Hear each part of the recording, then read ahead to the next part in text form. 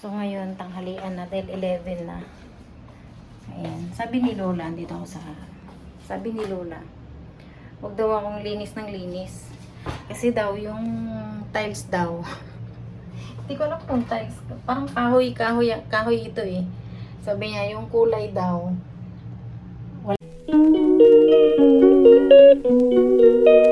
Wala na. Iyan naman talaga ang kulay niyan. Sabi niya, map ng map. Sabi niya, wala nang kulay yung sahig ko. Sabi niya, wala daw kulay. Linis daw akong linis. Wala naman daw magdudumit. Wala namang bata dito. Hindi ako niluluto na si Waila. Tapos na ako. Tapos ito, nilinis ko to nung isang araw. Tamo, may dumi na naman. Kasi nga may tumutulong tubig dyan. Hindi ko alam sa kapitbahay. Tapos meron akong, hindi ko alam kung pwede ito ilagay sa box. Itatanim ko ba sa amin? Yung ano ng kalabasa. Kasi masarap tong ano na to. So maglagay ako nito dun sa box. Hindi ko alam kung pwede. Pag pwede, sabihin ko dun sa mag-pick up ng box sa Friday. Yan, ilalagay ko yan sa box. Ayun yung baba namin, o. Di ba, ang ganda. O, di ba? Ganda ng baba. Yan yung baba. So, lobby. So, sarado natin. Ay. Oo nga. Bakit ba sinarado ko eh? Screen dapat ang hihilang-hilang. Ayan, tapos ayan. Ang ating laundry. Malinis po yan. Ayan. Nakakalat lang yung mga anik-anik ko. Pero malinis po yan. O, diba? Kaya hindi ako yan mabitawan ni Lola. Yung air coco tawag sa kanya, hindi Lola. Pangalawang ate. Kasi nga, nasanay na ako sa kanyang air coco kasi nga ang amo ko nung nagtrabaho ko sa kanila, yung kapatid niyang lalaki. Tapos ang alaga ko yung nanay niya. Namatay yung nanay niya. Nalagaan ko yung asawa niya. Namatay na yung asawa niya nitong taon lang. Nakarang taon. So, siya naman ang ano ko. Na dapat talaga hindi pa pwede. Kaso may dementia na rin yan. Tsaka 81 na rin. So, yan. Yan lang. Kanina emotional ako kasi na bigla ko na-miss yung amo ko, naalala ko. Kasi nga pala magbe-birthday. Yan. Prepare na tayo ng ating lunch. Ayan, dahil mag-isa lang ako, ito na lang yung aking lunch. Yung tawag dito ay pagkain natin. Sasugasan natin sa malinis na tubig. Ang tawag dito ay ano yan? Tawag dito batsang. Yan, batsang. Ilagay natin dito sa caldero. Steam natin dyan. Saksak muna natin. Dahil ako lang naman mag-isa eh. So, diba? Yan lang naman. Tapos meron ako ditong natirang eggplant kagabi. Yan, niluto ko siya sa oyster sauce. So, initin ko. Yan ang ulam ko. Pero may ulam na kasi yung batsang kasi may ulam na yun eh. Meron yung egg, may karne, pero hindi ko type yung karne doon. Yan, so ito kakainin ko. Yung natirang karning lechong manok. Hello everyone! Ayan, tanghali na. Ngayon ay 10 o'clock. Nagkusot ako saglit ng damit namin ni Lula, o diba? Isang damit, isang bestida, isang t-shirt. Yun lang ang aking nilabhan, kusot-kusot. Pero may washing naman kami. Dahil ngayon lang naman din talaga ang nilalabhan ko araw-araw. Minsan nga hindi ako naglalaba araw-araw. Hinintay ko 3 days para mag-washing. Pero mas maganda kasi pag kinukusot, diba, mas malinis. So, ayan. Dahil tapos na ako maglaba, tara, samahan nyo ako magsampay doon sa labas.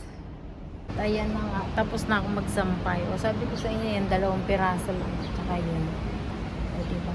Tsaka yung bagong biling, ano ni Lula. Pakita ko sa inyo yung kulay. Talina ng gulay. Ito yung ano. Galing pa yan sa Miauli. Yung basil. Basil leaves. Pwede yan sa ano, sa spaghetti. Pag nagluto ka ng spaghetti or tawag din carbonara. O di may talong. May tanim akong talong. Yan galing din yan sa Miauli. Tapos yun, talbos ng kamote. Alam niyo, nagulayan ko na ito. Isang araw. Ginulayan ko na ito. Ayan o. mataba na naman siya. May dahon na naman. Kasi ako lang din naman kasi mag-isa. So, maggugulay ako ng ilang dahon lang. Yan, gulay na. Ito pa, basil. Ayan, basil. Basil. Ganyan yung halaman. Kasi ito yung malitang tinatapon ni Lola. Pakaganda. Ito nitong year, inuwi ko yan. Ito ginamit ko. Tatapon na. Hindi ko pa tatapon. Inuwi ko yan kasi mapakatibay. Tsaka ito laba lang ang kulay. Ito lilinisin mo lang to ng liha para kumintab ulit. Diba? Ayan naman tayo. Tuwing uuwi kami ng province, pagbalik namin, mga patay na yung mga halaman. Ang daming namatay na halaman eh. Ayun o, nabuti nga nabuhay pa yun eh. Yun, o. Ito talagang natuluyan. Ito namatay din pero nabuhay.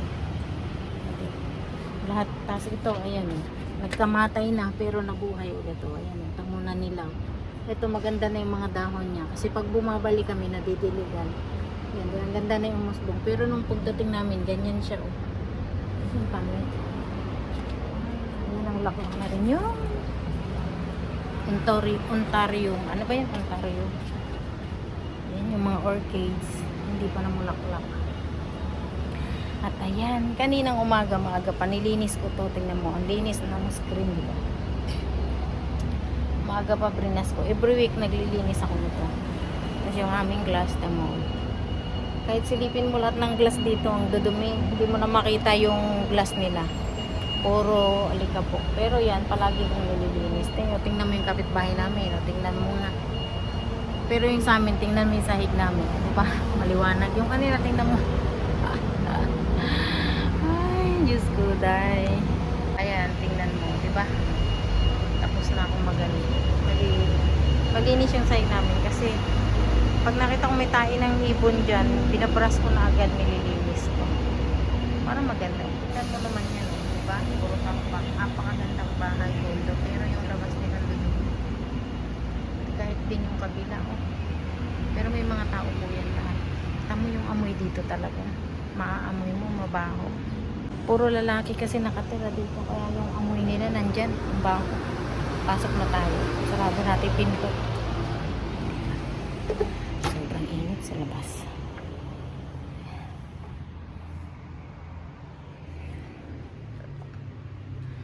Linis ng bahay.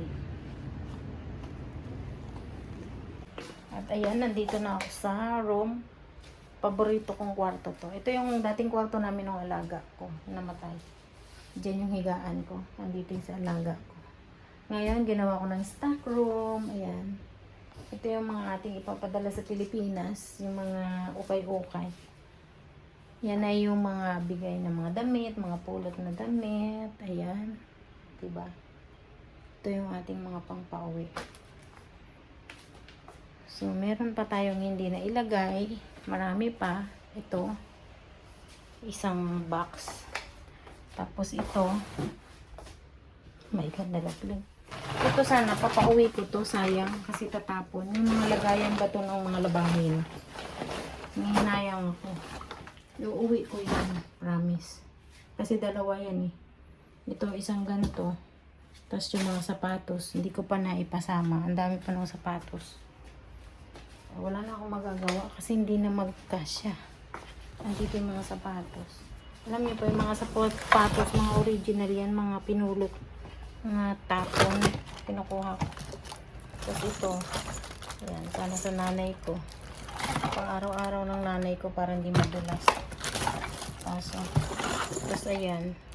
Diba mga orig siya kaso hindi nga sa dami nung ano ng box puno na walang mapaglagyan baka nga pagalitan ako ng ano niyan baka sabihin binusog mo na naman pero hindi naman siya busog diba sakto lang hindi naman siya busog din ang kaanuhan ko pa tignan mo hindi nagbasa o diba galing sa nanay ko hindi galing sa akin so ayan dito nakalagay yung napulot kong mga damit. So, sinama ko na doon. Sinong gusto, sinong may ayaw. Sabi ko kay mama, pag dumating yung mga mangyan, yan, pamigay. So, yan lang. Bye. Thank you for watching mga guys. Thank you for watching mga kawailaw. Ayan, ingat po tayo palagi. God bless. Please like and share at mag-comment din po kayo sa baba. Pasupport naman po ng munting channel ni Yet Mantilla. Maraming salamat. Bye.